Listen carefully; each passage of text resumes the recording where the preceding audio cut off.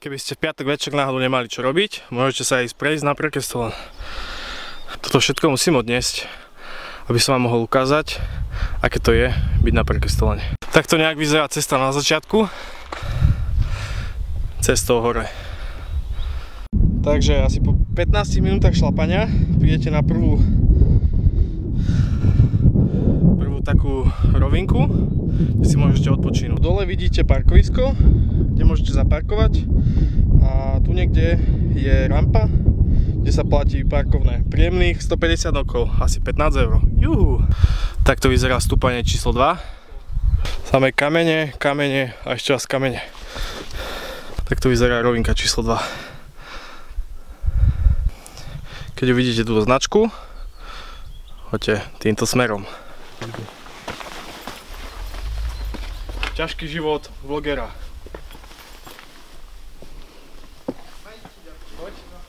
Samé schody, samé kamene. Ďalšia rovinka.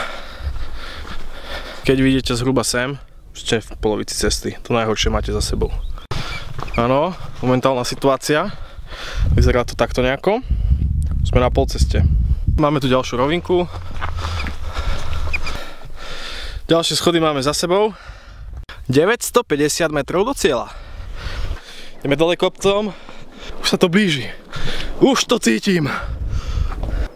V pozadí vidíte koniec Lysefjordu a napravo je dúha, ktorá je špeciálne pre vás. Keď uvidíte toto miesto, tak budete vedieť, že ste blízko.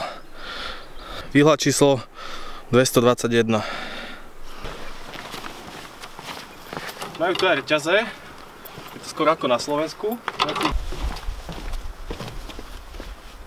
Takže 350 metrov do cieľa. Posledné stúpanie. Áno, posledné metre pred cieľom. Tu je to miesto. Tu je ten bod. Kedy tam už budeme? Už tam sme? Kedy tam už budeme? Vybavil som ďalšiu dúhu. Aký som? Toto je tá super slávna skala. Toto je Prekestolen. Môžete vidieť celý Lysefjord. Môžete vidieť ďaleko dúhu. A tu je koniec Lysefjordu. Predstavte si, že spíte v tom stane, ráno vstanete a máte takýto výhľad. Toto vyzerá na Prekestolene. V piatok večer okolo 9:30. Sme tu takmer sami. Takže ak chcete ísť na Prekestolen, choďte pracovný deň po práci, určite vám odporúčam. Užijete si to veľa viac. Poďte sa pozrieť, niečo vám ukážem.